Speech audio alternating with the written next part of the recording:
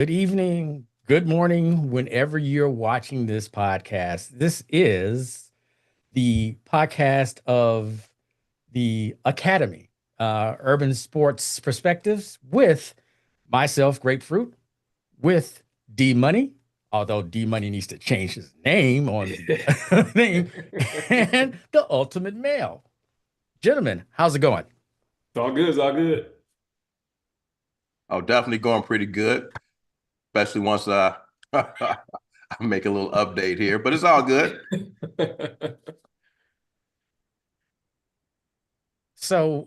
It's a lot that's happened since we last spoke.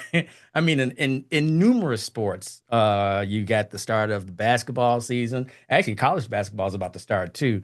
Football season is in full mode right now, and then we also have the end of the baseball season, which was probably one of the more exciting World Series that we've ever seen.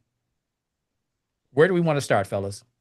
100%. 100%. We don't have to start with the World Series, but I agree. I haven't watched baseball in a long time, but for whatever reason, I decided to watch this World Series, and it definitely did not disappoint. Every game exciting, extra innings, great plays, clutch hitting, had everything you would want. And I'm gonna give Major League Baseball a thumbs up on that one. Yeah, it's about time. I haven't seen a game like that since I was probably a kid, to be honest with you. But yeah, definitely good. But I think maybe we can get started talking about the heart attack Bears. But I will say this though. What I figured out is that I'm either like 100% wrong, or I'm like 100% right on Okay. on my points. Like it's Uh, no uh, like there's normally no gray area. Like oh that kind of was right, that kind of was wrong. And I told y'all before, when I say something that's totally out of pocket, crazy, y'all need to say something before I go too far with it. Y'all haven't done that yet, but like when I mentioned the fact that I thought this was weeks ago before the Bears played New Orleans, and I had mentioned we had given some numbers on what we thought the win streak may be. I think at that point it was 4 games. They had won 4 straight games, and I thought they could stretch it to 8. And in large part, it was due to that. I thought they could beat Baltimore with with Lamar being out because I anticipated that. But obviously, that was a crazy take on things. Y'all should have yeah. called me out as I was saying. Maybe you did. Yeah, or Maybe maybe we did. Yeah. maybe you did. But another take I had was some I had made top 10 things on why the Bears was like a not so good team, and a lot of those still came true yesterday and the week before, even though they had lost that game. But anyway, I like you said, it was the heart attack Bears. I'm not sure if I should be happy about the victory or if I should complain about some of the same old mistakes they've been making week after week. But I'll punt the ball to you guys and now just kind of follow up with some of my points. So I got mixed emotions. I think I'm like you. I'm happy about some things, and there's some things I want to complain about too. But I got to give a shout out to the coming out party for the rookies, right, on offense. Yeah. Kyle Monangai, and Colston Loveland both had not just good games, but outstanding games. I mean, Monangai almost 200 yards in rushing. I think he had like 176 yards rushing. And then Colston had over 100 yards passing, 2 touchdowns. And then, of course, the game-winning touchdown was again, pretty amazing. I mean, imagine what's going through that kid's head after he catches the ball. He's thinking, all right, I got to get to the ground as soon as possible so we can maybe down this thing and try to make a field goal.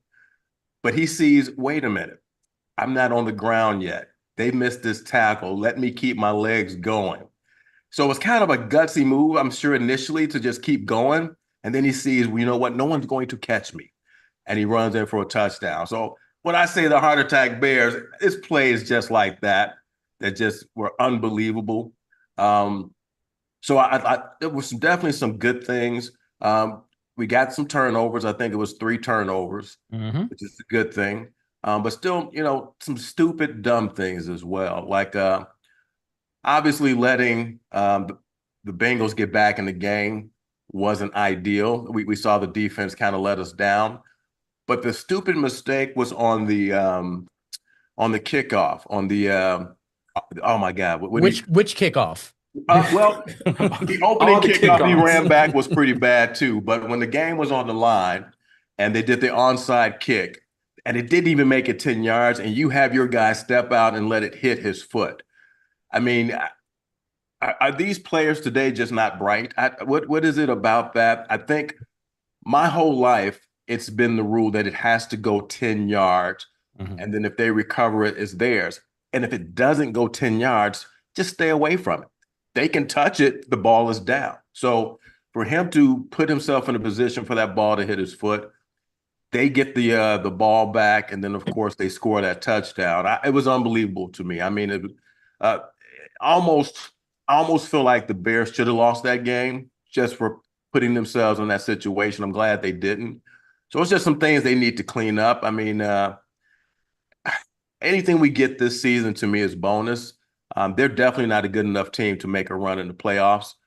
They got a shot at making the playoffs, but they're not good enough to beat some of the elite teams, some of the teams that are a little bit more of a well-oiled machine, like the Eagles. The Rams are looking real good, and they might be the front runners in the NFC right now.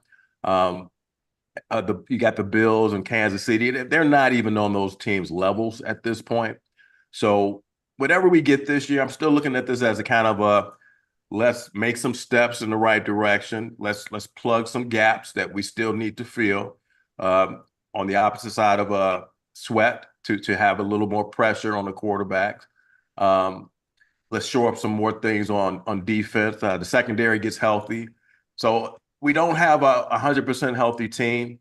We don't have everything we need. So yeah, we're seeing some good things, some bad things, but anything we get this year is bonus. I'm looking forward to next year. But see, I don't know if that's the way to look at it, though, because in the National Football League, you never know what happens from year to year. I'm pretty sure coming into this season, the Colts weren't like, okay, we in a little building year, we got a new quarterback. And then look at them. I know they lost yesterday, but they having a great season thus far. So I agree with you to an extent that this probably is a building block year because of the new staff. However, it doesn't seem like anyone wants to take control of this division. We thought Detroit was a Super Bowl contending team. They keep wanting to give games away. We thought Green Bay was a Super Bowl contending team. They keep wanting to give the games away. At this point, even though the Bears have played very subpar, up and down, got some close victories, they only won maybe a half game out. Half game out of it. Is that right, Fruit? Half game out. They are a half game out of first place. That is correct. After all this said and done, half game out. So my point is they might as well at least take this division this year. I mean, Detroit doesn't want it. Detroit, you don't lose to what's it, Carol? Who did they lose to yesterday? The Vikings, who the Bears lost to. Yeah, but you don't lose to the Vikings with a rookie quarterback when you're supposed to be a Super Bowl contender and say, I'm ready. And Green Bay, you don't lose to Carolina. I don't care where you're playing at and say, I'm ready. It just doesn't happen. So my point is that this division is open for anybody to take, including Minnesota. So why not the Bears? Obviously, the first half of the season, we expect to be a little worse than the second half because they should be growing into this offense. So maybe they can take off from here. And maybe that lucky victory yesterday will catapult them to some bigger things. Just like last year when they lost to Hail Mary, they tanked afterwards. So maybe something like this will kind of spiral into like more positive play, positive outcomes. So I'm not ready to get a season away yet. They're not good enough to win the Super Bowl. I agree. However, they can take the division. That's my point. I think they can make the playoffs. I'll just make this point real quick, Fruit. I do think it's possible they could sneak into the playoffs, which I think they would have to win a division to do it personally. But I just don't think they can make a deep run with the team that they have right now. I just don't think it's a well-oiled machine. But they got some of the building pieces that you need. Caleb still needs to get a little bit better, a little bit more consistent. But you got the right coaching staff at least, and you've got a lot of great pieces. So they're just going to get better. I just don't think this year they have what it takes to make a deep run. They could mess around and win the division. That's definitely within the realm of possibility. I just think if they get in that wild card game, they lose. or maybe they win that one. I just don't think they can make a deep run. I would love to be wrong on this, but that's just my thought. Okay, so I am going to be grapefruit sunshine here, I guess, because What? yeah, I know, my 7 wins is looking pretty good. I would say right now that I'm saying for the season. Okay, so here's the deal. Um, let's realize this that the 5 wins that they've had through 8 games already equals the amount of wins they had all last season. That's one. So that's a good thing. And what happened yesterday, the first time I heard Ben Johnson saying it was actually at my church in Chicago. Good, better, best. You never rest until your good is better and your better is best. So let me give you something on what happened yesterday. Good. The Detroit Lions lost. Better. The Green Bay Packers lost. And they lost their tight end, who was a stud for the rest of the season due to ACL. And then obviously the Bears winning. Yeah, not the way we wanted them to win. And we knew that once they got that onside kick, that they were going to score. We knew that was going to happen, that they were going to score. And like, how are they going to Bears this up? So here's what happened on the onside kick. So initially, the kicker for McPherson for Cincinnati was going to kick to his right. And so he faked to his right, and then he went to his left. And then what spooked the guy who the ball hit, he stopped instead of going forward to actually block.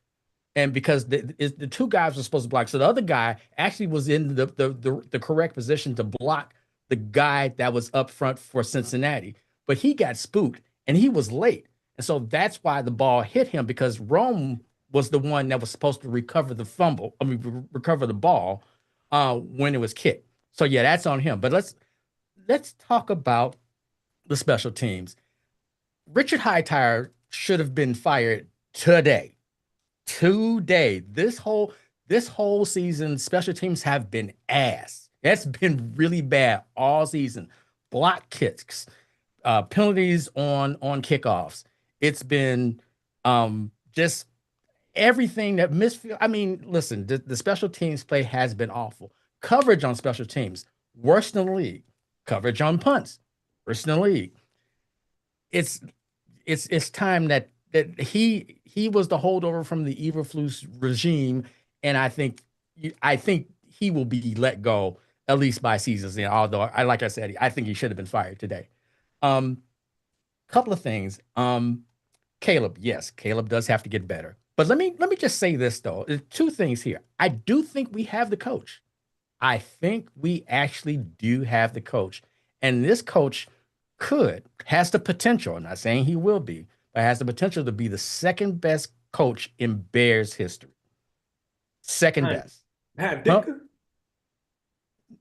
No, George Halas. Oh. Yeah, George Halas. I mean, you had to make that clear. I was thinking Ditka too. I didn't know. Yeah, no, that's George Halas. Yes, is the best coach in Bears history, which no one's ever going to have 300 wins. So that's. I mean, we can kind of put that. That's kind of solid. Ditka has only Super Bowl though. I just wondering. Yeah, but Halas has the other 11 championships. But that's not important, right?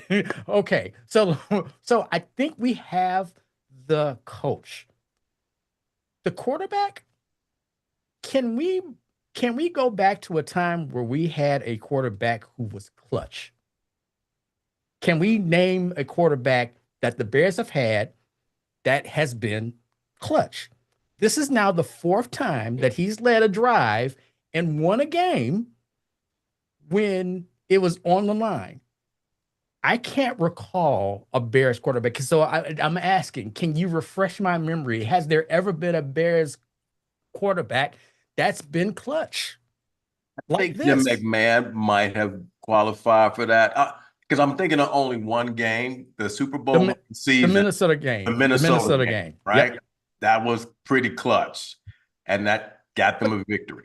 But that was one other than game. that's one game. But they did win Yeah. the Super Bowl that year. So But they kind of had the best defense in history. But that's neither here nor there. But yes, but yeah, that one game he was clutch. But can you think of a streak of a Bears quarterback that has done this over time? And just think about this: when they tanked last season, he got them to win in Washington. It was just a failure on the defensive part and on the coaching in regards to that. And also, again, the Green Bay game last year got them in the field goal range. Field goal was blocked. That this guy is clutch, which it is very hard to find a clutch player at that position. Also, other thing that happened last night, and the one thing I thought about the person who was picked second was he could be a little bit of a China doll. Now, that was a really gruesome injury last night. I don't know if you saw that, but he's done for the season. And that was one of the things that I thought was going to be an issue with Jayden Daniels was him being healthy. So let's go over this for a second. So we already talked about Monangai, 176 yards, 6.8 yards rushing, one of the best performances by a rookie running back in Bears history. And you think about that in Bears history and running backs, that's saying something because Peyton never did that. I think Sayers probably did, but it's very few that has amassed almost 200 yards of total offense for a Bears running back as a rookie. So that's either there or there. Also, Loveland, they're saying I don't know if this is true, but he was the first tight end to have over 100 yards receiving since Mike Ditka. Now, I don't know if that's true, but in thinking back about tight ends for Bears, I can't recall of any having over 100 yards receiving. Or can you all? Is there, did Emory Moorhead do something like that? I don't think so. So think about that for a second. So the rookies really stood. Austin Booker with the sack and the forced fumble, which he's going to get more playing time because Odengbo is out for the season with a torn Achilles.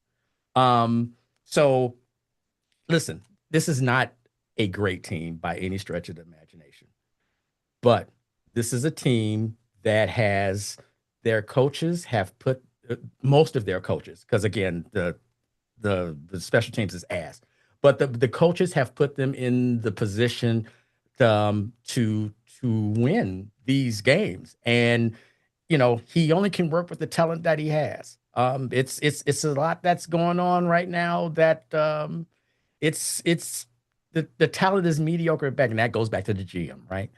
But I mean, I think things look up. Lastly, for the Caleb Williams thing, Caleb Williams was the first quarterback to ever throw for 3 touchdowns in a game, catch a touchdown in a game, have multiple touchdown receptions, and have also 50 yards of rushing in NFL history. So, yeah, he's not doing what Drake May is doing right now, because I got some stats for you on Drake May. What he's doing is actually incredible right now. But Caleb still has a way to go, but let him cook. I think Fruit foreshadowed his up and coming star, but I did not. I did not, believe it or not. I did not. But I do have something for you in regards to what he's doing right now, because I just looked at the stats recently, and it's a lot better than I thought. Oh my God. Yeah. So yeah. So, and look, so they got the Giants coming up this week. No Scatterboo. He's out for the season. Yeah. So, so they could be, they'll probably still be 6-4 when we come back on, because this is not, I can't see them going on a tear, but look, they're going to probably, I could be jinxing them, but they're probably going to win more than the 7 games that I thought they were going to win. Right. They're going to win at least another 3 games. I mean, at bare minimum, they're going to win 3 games. So wait a minute. So if you tell me they win another 3 games, you're disappointed in a 9-8 season with this bunch of players, given the team? I mean, which side of the ball do you think is bad? Is it the defensive side? Because on the offensive side, they're supposed to be beefed up on the offensive line. The playmakers are supposed to be there, and obviously we got the quarterback. So obviously you refer to the defensive side and the special teams possible. They allowed 42 points yesterday. I mean, right. But going into the season, no one was saying the defense was supposed to be the liability. Maybe because of the injuries and because they didn't have the depth, obviously. But going into the season, no one was saying, hey, the Bears going to be held back because this defense sucks. No one was looking at it like that. Yeah. I mean, and think about it. When the Bears yesterday scored 47 points. And until the Baltimore game, that was the only game they've been under 20. Again, for when it was the last time that you've seen a Bears team offensively that has scored as many points as they had to this point in the season. Right. So I guess what I'm saying is that we're not saying the defense sucks because of personnel, because we didn't think the personnel was bad. We're saying they're suck because they're sucking. Their play on the field sucks. But going into the season, we weren't saying, look at this roster is a bad roster. Other than we could take into account the injuries, Jalen Johnson, some other injuries here or there. Yeah. Kyler Gordon only played one game so far. So I'll give it that. But I think it's just the play on the field is just bad more so than the personnel on paper. Also, give it up to, and I think Dennis Allen is a really good defensive coordinator. Also, falling back to what happened. So, this was last year with the Washington game. Instead of you giving him all that time to throw a Hail Mary, he rushed 6, got him off his square, and he wound up throwing a ball that didn't even come close to making the end zone. That's coaching, right? Yeah. So I think the coaching is there. I do think though, the penalties got better this week, but that's still a problem. I mean, At least they didn't have over 100 yards in penalties this week, but there's some things that obviously they got to clean up. And I know that Ben Johnson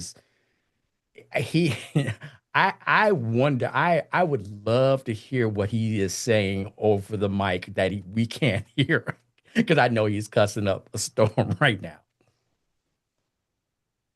So I'm looking at the schedule, right? Because we're predicting how many more games they can win.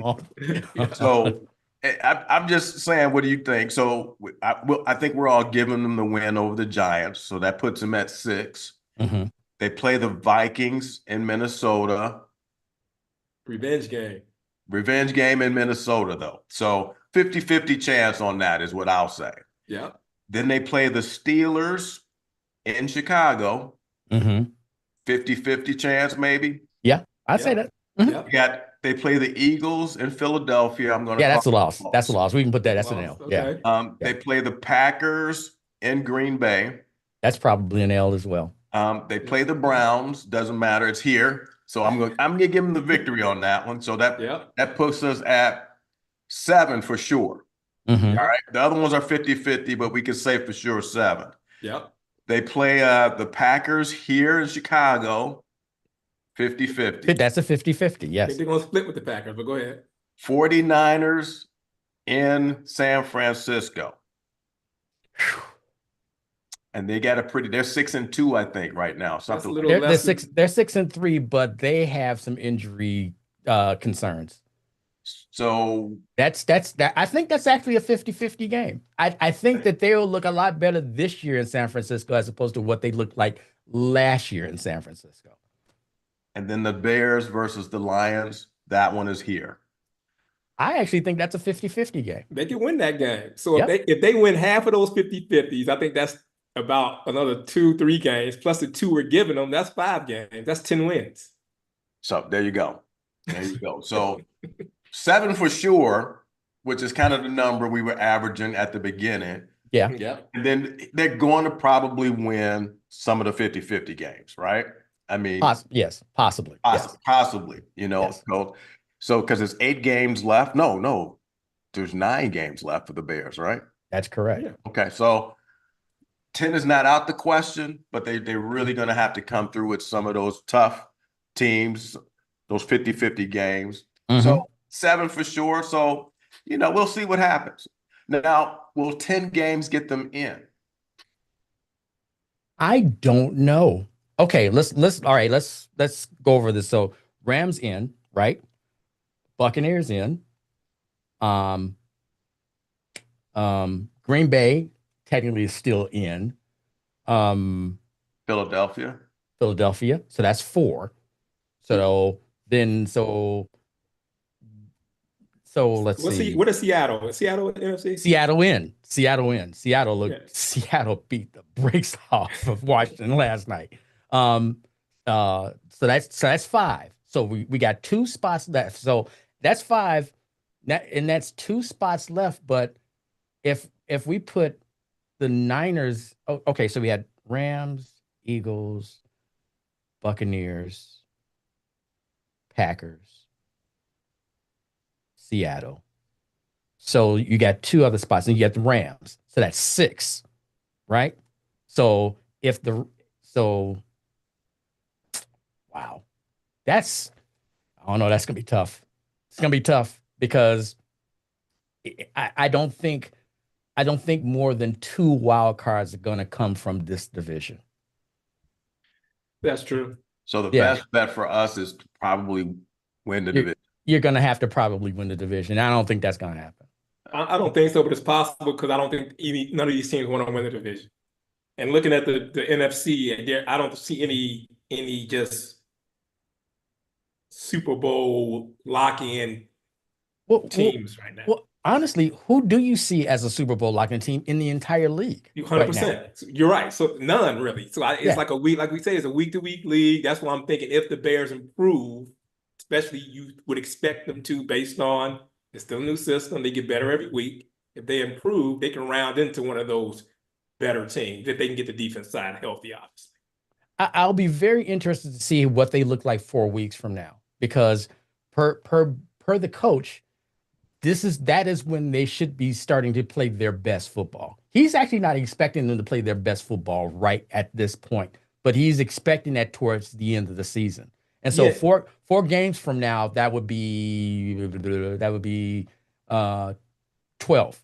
12 games, right. And 13 games. other than when Baltimore, the running game has been on a tear the last few games. Other than the Baltimore game's been an outlier, but the last 3 or 4 games, the running game has been on point. So if that continues, Caleb is still okay. He still definitely got some issues. I'll give you the clutch moniker, but otherwise he's still got some issues to Yeah, work he's still got out. But some the issues. running game being solid it could take him a long way. Yeah.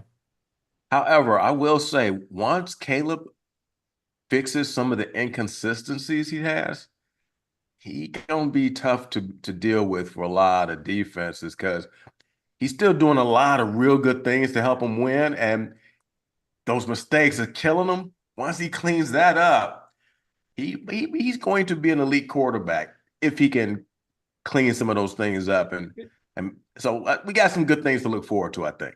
Yeah. Hey, he's only played 25 games. No, I agree. Yeah. Great May paid less than that though, so but it Yeah, is well, what yeah, it is. true enough. And like I said, we'll get to that because that's a thing right now. But yeah, I mean, you look at the league and stuff. Yeah, with the Vikings winning, JJ McCarthy looks average at best. At best, he's nothing special Yeah, at no, this he's point. no, he's At definitely this nothing point, special. So I think they obviously they should have won that game the opening night, but I think they are going to be playing a lot better by the time they get to Minnesota, um, other than what they looked like the opening night. So I do think that I'm fairly confident that they're going to make a really good showing in that game. Will they win it? I'm not sure, but I think they'll show a lot better than they did week one. 100%. So, so are we, so I'm still going to stay at 7 wins. D Money, where are you? I'm going to say they probably get more than 7 because we counted probably 7 for sure with another 4 games or so that or more than that are 50-50. Well, there's one we said they just won't win, and that's in Philadelphia. Correct. So maybe another 4 or 5 that we're saying 50-50. So you know, 7 for sure, but maybe 8 or 9. The 10 will be tough. I think it'll be tough, and I think they're gonna have to win at least that many to win a division. Oh, So, without question. Yeah. so yeah, we'll see, man. I don't want to put myself out further than 8 or 9. 10 just seems like a big stretch for me. This is one of those ones I say I'm either 100% wrong, 100% right all the time. This was just one I was right on it. When the season started, I said 8 wins. If the ball bounces right, I can see 10. And I'm starting to see the ball bounce in the right direction. So I think they definitely could win 10 games. But if just to put it in the middle, I would say 9 for sure if I had to put some money on it. Okay. And speaking about money, and that was a big deal for me. I remember, I think money was describing the play when Colston, caught the ball and said he could have went down, but he kept going. That was the difference between me winning some money and losing some money because I needed that point spread. With a field goal would not have won it for me. So with that being said, and I'm pretty sure a lot of people were in that position, they were like, no, field goal is unacceptable. We need to get in the end zone and win by more than 3 points so we can make this happen. And they made it happen. So yeah, kudos to the Bears for that. And my last point about the Bears, I agree with. What's that? I said I didn't have a whole lot of faith that Santos was going to make that field goal. So I think you're right. Right, and that's the point I was just about to make. Just like Bruce said, I think the special, even though the defense gave up 40 whatever points, well, I'm going to give them a break. Well, technically it's 35. 35. Oh, yes, right. You're right. 35 points. I'm going to give them a little break because of some of the injuries, but the special teams is definitely the weakest phase of the team. And I said this a few weeks ago. I had talked about the kickoff coverage. Then they give up a TD. They can't kick. I don't think Santos is a 2025 NFL field goal kicker. His leg is too weak. I mean, he's fairly accurate, but he can't kick a 68-yarder like my man did. Yesterday. Yeah. Under any circumstance. I don't even know if he can kick a 59-yarder. So I think his time has run out. I think we need somebody with a stronger leg with some accuracy. Yeah. See, now here's the thing. Moody has the stronger leg, but he's not accurate. I mean, that's why he was cut by San Francisco, because he kept missing too many kicks. But he has more than enough leg.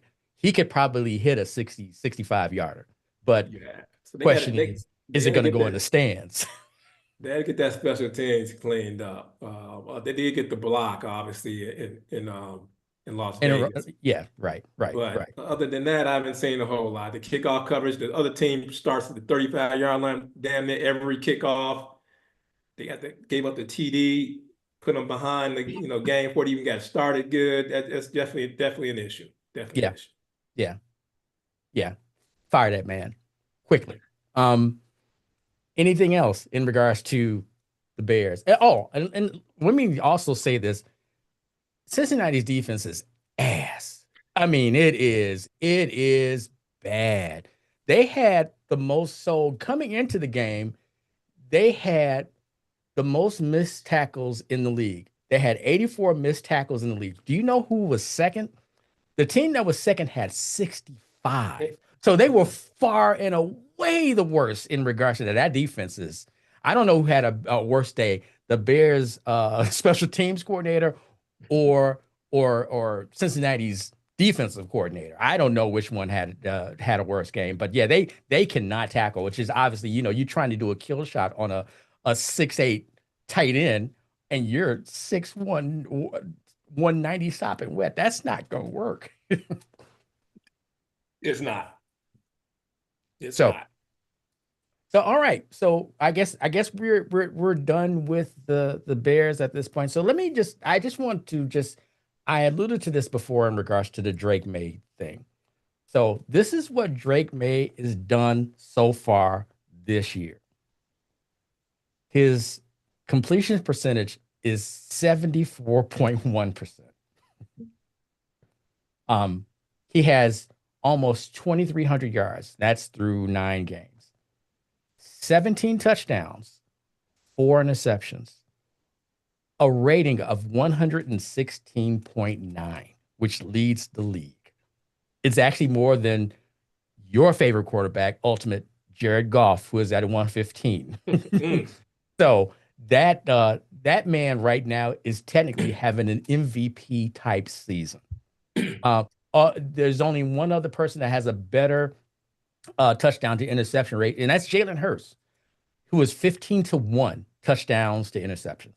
But what Drake May is doing in his second season thus far has been nothing short of amazing. And it's right now, it has the New England Patriots as the team to beat right now in the AFC.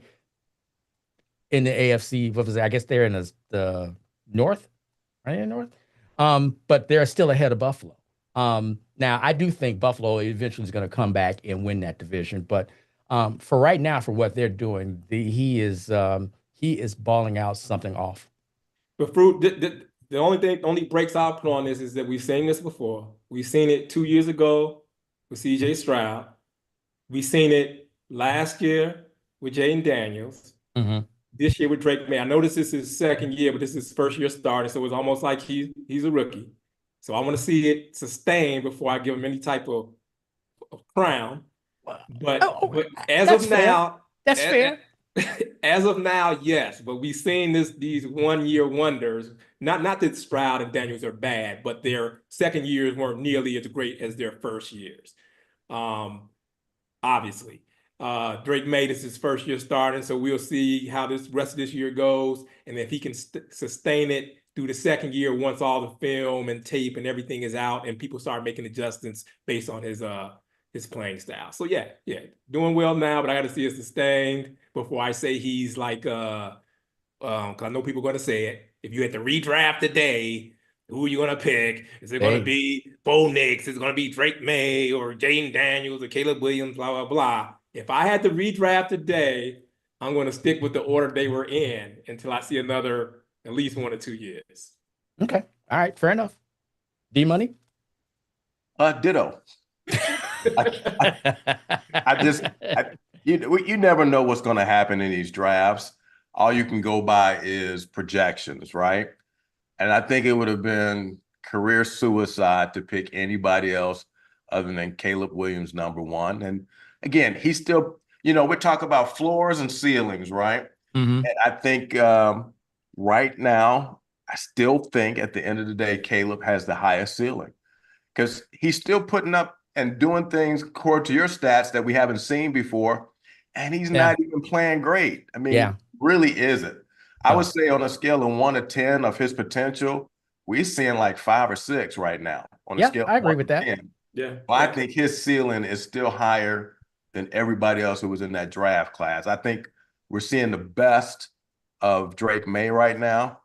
And it's a matter of will he be able to sustain it?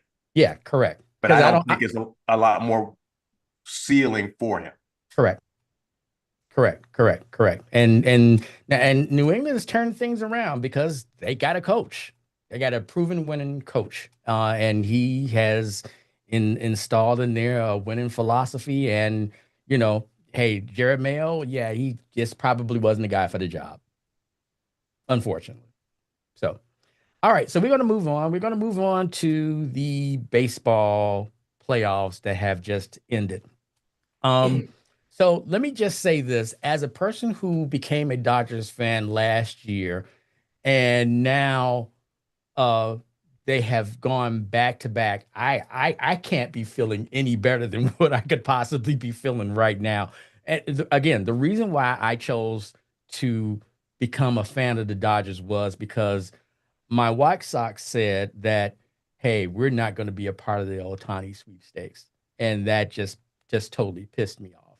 And I said, whoever Ohtani goes to, that's where I'm going. If Ohtani would have went to the Cubs, I think I just threw up in my mouth. Would have became a Cubs fan.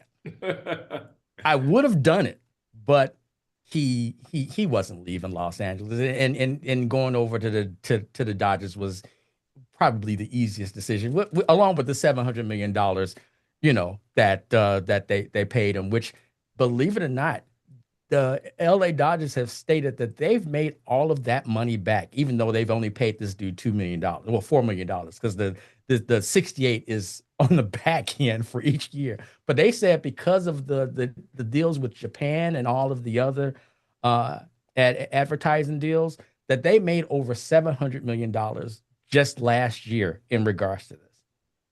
That is just foresight that the rich keep getting richer. So the World Series this year was, I didn't think that they would win because in following the team, I realized that team was not um, performing optimally, especially the bullpen. The bullpen was so bad the last half of the year that I thought it was absolutely no way that they were going to win this year because last year, that's how they won the World Series with their bullpen. And this year, they actually won it with their starters, which is you don't see starters going what Remoto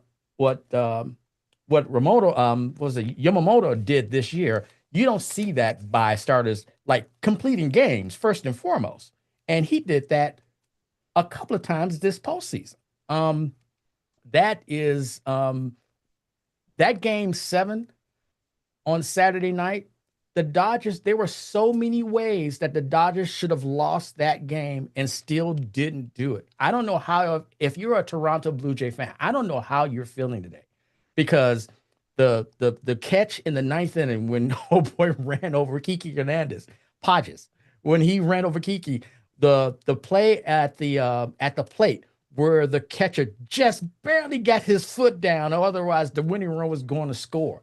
I mean, all of those things that happened that could go wrong didn't go their way, and yet the Dodgers still come out and win this whole thing. 100%. I mean, like I said, I watched the whole series. It was a great series. I didn't have a strong rooting interest, but like I do with everything, if I don't have a strong rooting interest, I'm going to make some rooting interest, and I did it with my sports bets, obviously. Did you make any money off of this?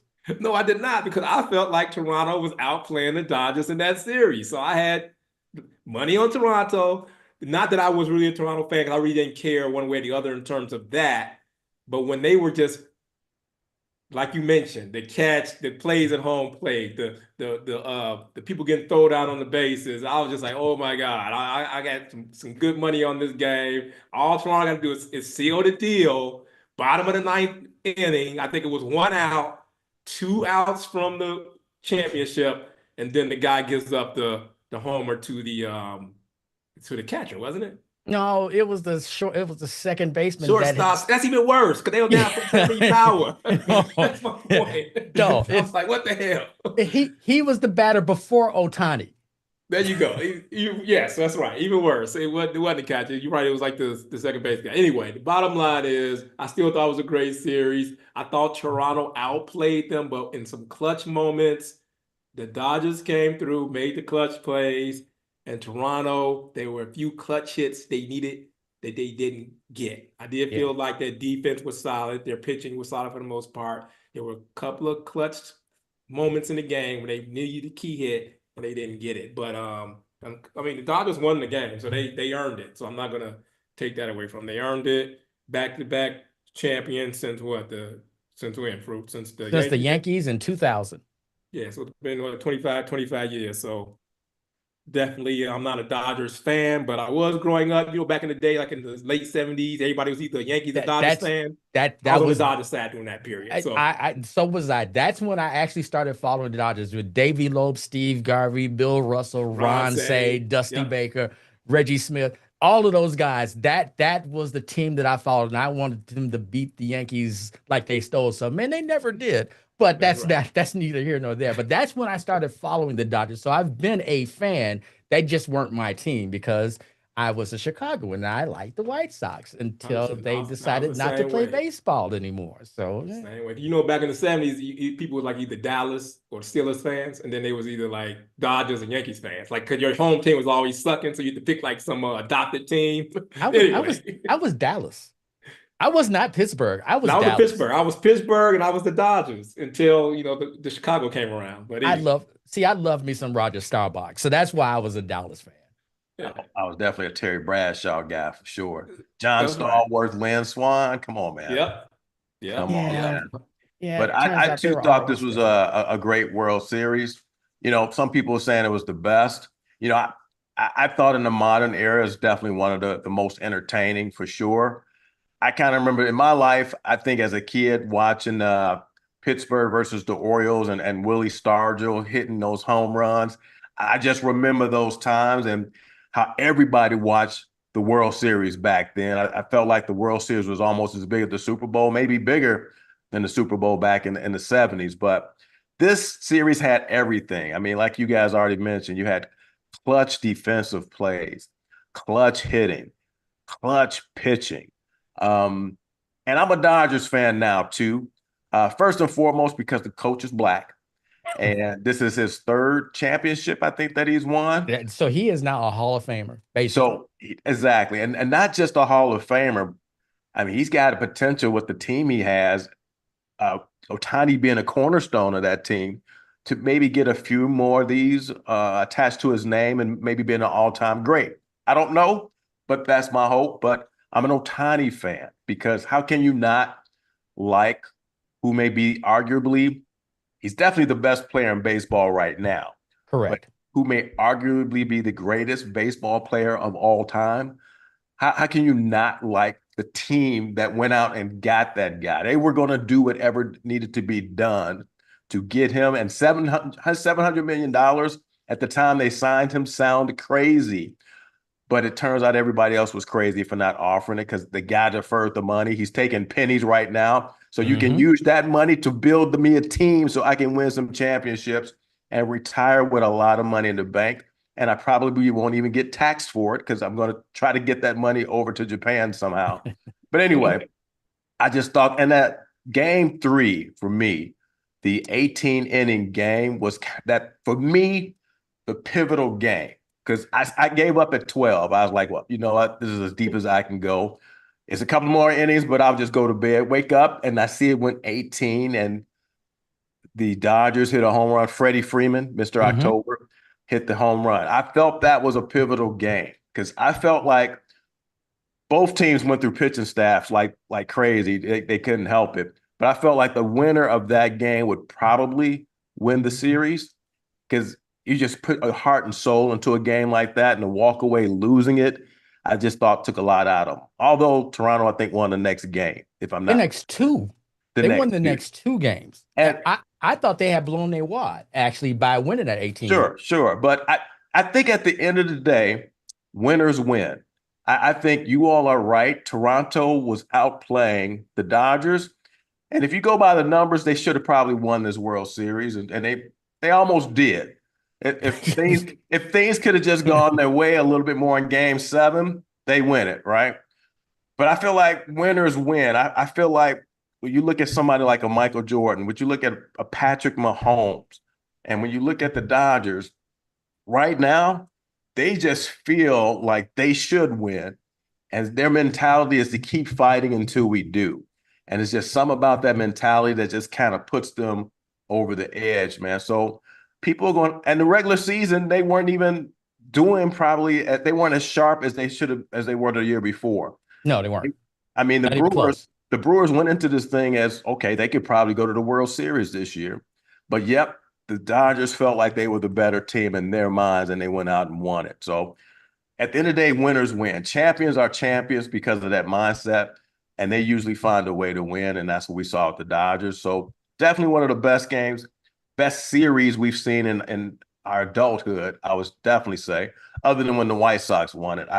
That for me, seeing the White Sox win the World Series, it was lopsided. They dominated the whole playoffs. They did. I'll take it, though. I'll take that if it's the home team. Yeah. But just from pure pleasure of watching a series, this one was up there with some of the greats. I think the Blue Jays had the most talent on the field. I think the Dodgers were actually just the better team, if that makes sense.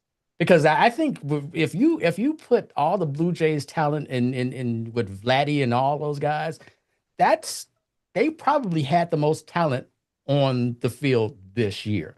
But yeah, it's just hard to be a champion. And again, following the Dodgers like I have had for 40 some odd years, they were never really clutch. Even beforehand, when they were the Brooklyn Dodgers, I can't tell you how many Game 7s that they actually lost to the Yankees. They were never clutch. And to see them being clutch now that's a new deal. They were never like this before. Their manager, Dave Roberts, who I don't know if you guys remember this, but he was the guy that had the stolen base when the Red Sox overtook the Yankees when the Yankees had the 3 games to nothing lead. He was the one that stole the base that ignited that entire comeback. Nope, I did not realize that Oh, or wow. remember that. He is the one that stole the base, and then they won the next 4 games. He was the one that he was the catalyst. So when he goes back to Boston, he is celebrated, even though he came back as a Dodgers coach. But he is celebrated just for that fact because he was the one that broke the curse. So he's a little younger than I thought, huh? How old is he? He's got to be well, okay, so late 50s. He's close to our age. Oh, Because I really? mean, because well, okay, so the Boston comeback was in '04, right? And he was still playing. So 21 years ago. Yeah, So he was kind of an old player at the time. yeah, Okay. yeah. So he's probably mid to late 50s then, right? I maybe early 60s, maybe early 60s. That's Okay. yeah, late 50s, early 60s. But yeah, Dave Roberts he's got some skins on the wall. But yeah, as a manager, you win 3. That's Hall of Fame, and there's nothing else you can say. And then you go back to back on top of that. Yeah, that pretty much puts you in as a manager.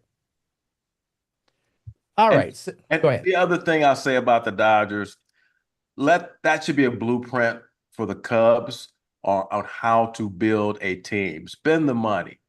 I think I heard that as far as percentage of income spent, that Cubs, although they don't make as much money as the Dodgers, they spend far less percentage of the money they do make.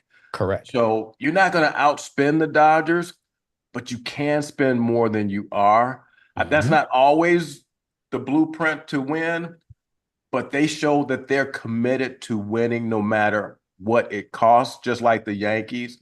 So I think if we want to see more champions in this town, we ain't going to see it on the South side. No. But if we want to see more champions from the Cubs, you're just going to have to do what the Dodgers are doing because they're always in the mix, even if they don't win the thing. I mean, if you go back the last 6 or 7 years, they're making the playoffs. So Well, it's actually more than that. So the Dodgers have won the NL West 12 out of the last 13 seasons. yeah, that's a commitment to winning. Yes, it From is. from the top down, they have set the culture that when you come here, what we do is win. Mhm. And so you have to have a winning mentality when you play there, and we're seeing the results. Dynasty? I mean, it could be. You got Ohtani, and you've got the guy who was probably the best pitcher in the. Is he going to win the Cy Young? Yamamoto is a finalist. Is okay. All right. He is a For the finalist. American, for the national. Well, no. Yeah, for the National League. Skeen, Yeah. Paul Skeen, is that his name? He's also a finalist as well. He's going to win it. So my bad. I think he's probably going to win it because he's just a beast. He just plays for a horrible Yeah, he plays for organization. organization. But Yeah. Yamamoto in the playoffs, I'll say he had I think for the World Series a 1 point something ERA Correct. for the innings he pitched and then came in to close you out. Yeah. After pitching the day before. That's just guts, man. I mean, that's just like, look, I got this. We're going to win this. Put me out there. I got it. And that's what he said. He said, look, I'm good for a couple of innings. Okay. All right. So I think we've beat that dead horse. So now I guess we can go to our segments. Ultimate Male. Who's the ultimate performer? Come on, we've already talked about it. You both have already kind of mentioned the guy. I normally like to keep my ultimate performances to NFL during football season, but I'm not going to do that this time. But I will give a couple of runner-ups just because of the Bears. So definitely a Cal Monangai. Excellent game. What was the stats again? Somebody read the stats off earlier. What was it? 26 rushes for 176 yards, a 6.8 rushing average. Definitely deserving of ultimate performance. The other one was, and this is something I had mentioned during some of the Bears' problems a couple of weeks ago. I said that they weren't utilizing a top 10 pick the way they should. He definitely broke out yesterday, over 100 yards receiving, 2 touchdowns, the key touchdown to take the lead in the game. So another runner-up is Colston Loveland, obviously for the ultimate performance. However, and you guys have already alluded to this, already mentioned this, that was probably, at least I'm going to say, it was probably one of the greatest World Series, at least I can recall. 7 games, definitely the drama on the field, great plays, great players. But there was one player, obviously, that stood out. Money just went over his stats. He had 3 victories. I think his ERA was 1.02. Can't remember the number of strikeouts. He had a complete game, and he came back and won the last game on 0 days rest. So obviously deserving of the ultimate performance for this week. How do you pronounce his first name, Fruit? I cannot. It is Yoshinobu. There you go, Yoshinobu Yamamoto. All right, there we go. Ultimate performance of the week. Give my hand out of the applause. Yamamoto. I think that's the first time in baseball I've ever given out the Ultimate Performance Award to a baseball player or a baseball-related topic, but it definitely was deserving, like we said, because that was a great World Series, even though I didn't win any money on it because of the few games that I did bet on were the 2 extra inning games. So obviously I stayed up and watched that 18-inner to the very end. Oh, wow. Wow, you did. I did. That's an ultimate performance there, sir. To the very last pitch, and then I was, gutted out, and then obviously the last game, gutted out. But I'm happy for the Dodgers. The little money I put on it wasn't worth that much anyway. No big deal. But yeah, Yamamoto though, he definitely stood up and stepped out. And remind me, Fruit, was that his first season with the? That is the second season with the Dodgers. Second season with the Dodgers. And that's his second year in MLB. He had been over in correct Japan. in Japan. That is correct. Yeah. All right. Good enough. D-Money. Who's hot garbage? All right. So kind of a slow couple of weeks in hot garbage for me. But so my choice is somebody that I would rather not be naming hot garbage. It's somebody who at once would have been a ultimate performance player. Was definitely once considered the rising star, but that star has definitely diminished these last couple of years. So my hot garbage player is Ja Morant. What? This is somebody who recently he's gotten into a little bit of trouble, just got suspended for a game because of apparently some just internal things that are going on that team. And we know even before this, he's had some trouble off the court with the gun issues. And it just seems to be one thing after another with this young man. Ja Morant should be the face of the NBA right now. He very well could be. He could be really putting himself in a position to draw more viewers because he's an incredibly talented player. Yeah. Unfortunately, he's letting his attitude get the best of him, and it's starting to affect not just his play, but the performance of his team. So I'm hoping for the best for this young man. I don't know who's trying to talk to him. You would think his father would be somebody who tries to get in his ear, but he doesn't seem to be doing a good job. So I'm hoping somebody can reach this young man to get him on the straight and narrow, because if he can ever do that, again, he's got a very high ceiling. He can make a lot of money, but he can have an impact in this league and on his team and hopefully lead them to some championships. But until that happens, unfortunately, because of what I'm seeing right now, yeah, Ja Morant, your attitude for sure is hot garbage. Wow. Yes, sir. Wow. Okay. All right. Yep. So, rising star. So, I alluded to Drake May earlier, and I gave Drake May's stats in regards to that, but he actually is not the rising star. The rising star was also the person who was named as the ultimate performance of this week. It is Mr. Yamamoto. So let's go over what has happened. So 3 wins in a World Series. Yes, he was 3-0 with a 1.2 ERA.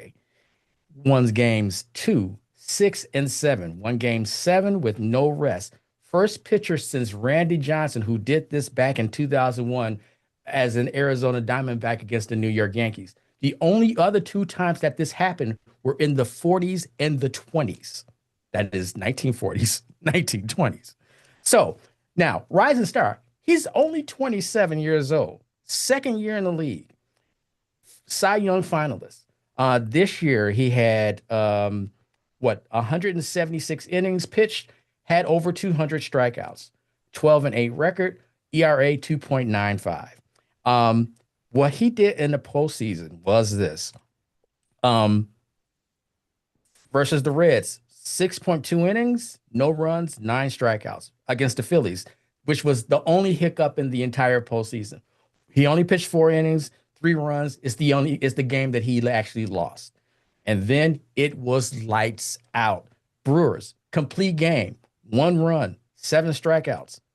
Next game, Blue Jays, complete game, 1 run, 8 strikeouts. Next game, Blue Jays, 6 innings, 1 run, 6 strikeouts. And when he pitched 6 innings in game 6, I knew in the back of my mind he's going to be available for game 7. And in game 7, 2.2 innings pitched the most of any pitcher that the Dodgers pitched on Saturday. That should tell you something. 2.2 innings, 1 strikeout, got the win in relief. And yes, Mr. Yoshihumbi Yamamoto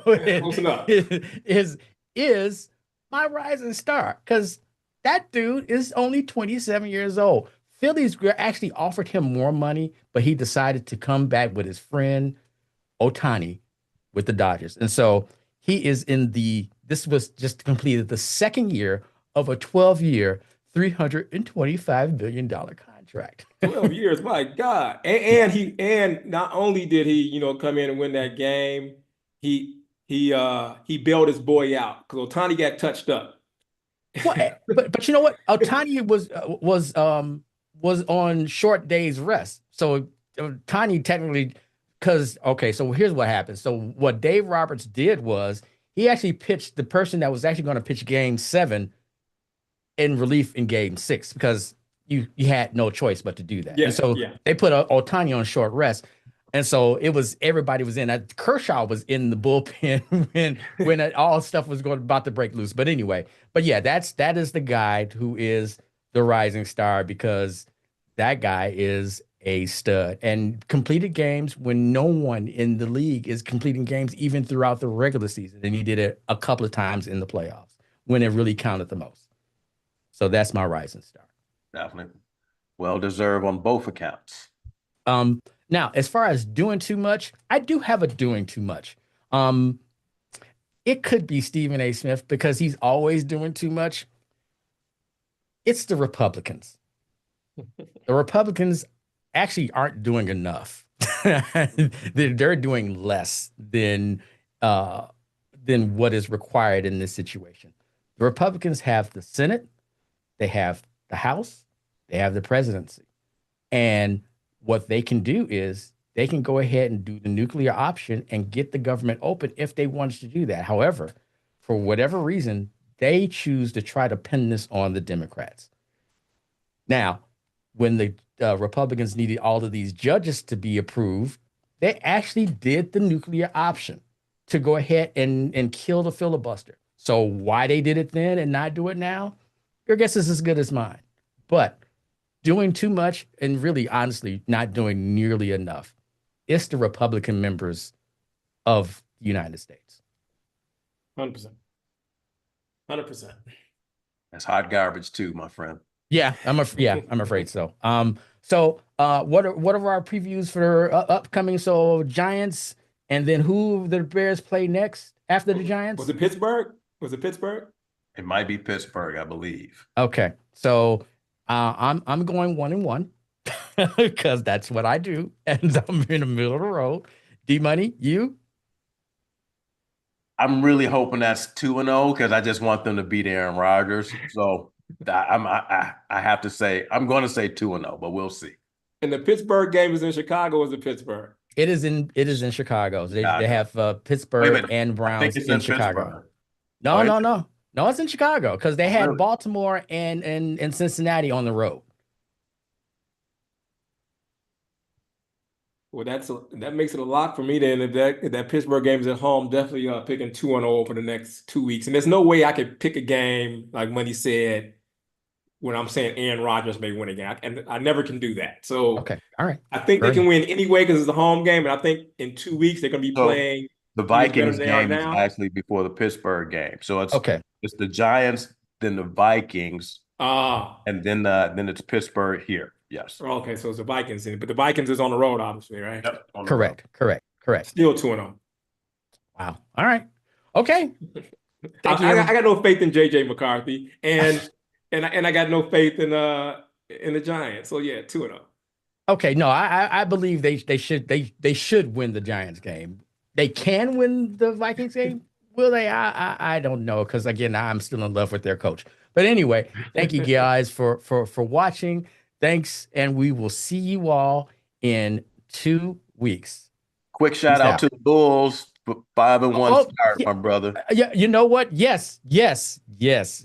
I still don't know if they're good, but they are 5-1, and we saw that we saw last night's game coming, though, right? We saw that coming a mile away. But anywho, yeah, shout out to the Bulls for playing some really decent basketball. Good word. Decent is a good word. Yeah, maybe we'll talk about them next time, or they'll be 5-5. Exactly. That's why we have to wait. We can't jump the gun on this. Wait till No. another 5 games, then we have a better assessment. All right, we're gone. We